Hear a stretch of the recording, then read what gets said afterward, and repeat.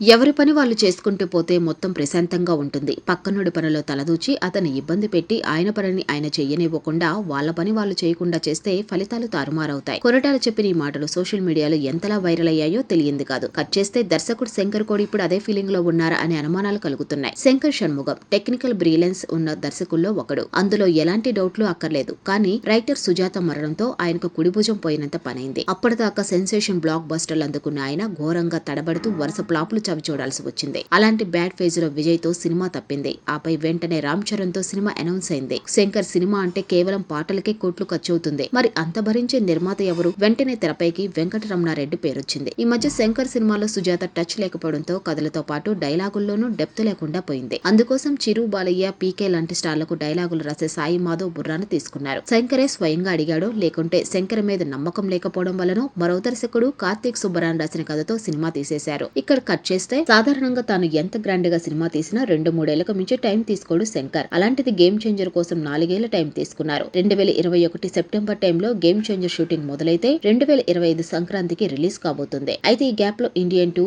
Indian 3 లపై కూడా ఆయన పనిచేయటం, అంతకుముందు 2.0 తర్వాత 6 ఏళ్ల గ్యాప్ రావడంతో లెక్క సరిపోయిందనుకుందాం. మరి 2024 సంక్రాంతికి రిలీజ్ కావాల్సిన గేమ్ చేంజర్ ఎందుకు పోస్ట్ పోయిన అయినట్లు? ఎంత పోస్ట్ ప్రొడక్షన్ పనులైనా ఇతరత్ర కారణాలైనా మరి ఏడాది పాటు టైం పడుతుందా? గేమ్ చేంజర్ విషయంలో శంకర్ తీవ్ర అసంతృప్తిగా ఉన్నాడంటూ ఆ మధ్య రేకిన పుకార్లు కొంపదీసి నిజం కాదు కదా అని కామెంట్స్ చేస్తున్నారు. ఇక దిల్ రాజు అతిశయోక్తి పోయి ఆ కామెంట్ చేసి ఉంటాడని అనుకున్నాం. రేపు థియేటర్ లో సినిమా చూస్తే ఆడియన్స్ కు అర్థం కాదని అంటారా? ఏది ఏమైనా తెలంగాణలో FDC చైర్మన్ గా ఉన్న దిల్ రాజు రాజకీయాల కోసం సినీ పరిశ్రమను వివాదాల్లోకి లాగొద్దంటూ కోరటం, అదే సమయంలో ఏపీకి వెళ్లి మరీ పవన్ ని కలవడం ఒక్కసారిగా చర్చనీయాంశమైంది. ఇక ఎలాగూ ఏపీలో జరగబోయే ప్రీ రిలీజ్ ఈవెంట్ కి డిప్యూటీ సీఎం పవన్ హాజరు కానున్నారు. ఈ ఈవెంట్ లో పొలిటికల్ గా జాకీలు పెట్టి లేపే ప్రోగ్రామ్ ఉండకపోదు. ఇదంతా చూస్తుంటే జనానికి ఇప్పుడు నా అవసరం ఉంది, పగిలే కొద్ది గ్లాస్ పదునెక్కిద్ది తరహా సంభాషణలోగా గేమ్ చేంజర్ లో సీజ్ ద షిప్ లాంటి రిఫరెన్సులు, డైలాగులు వగైరా లాంటివి ఉన్నా ఆశ్చర్యపోనక్కర్లేదేమో. ఇవన్నీ ఎందుకు? అసలు సినిమాని ఆయనతో తీసి ఉంటే సరిపోయేది కదా.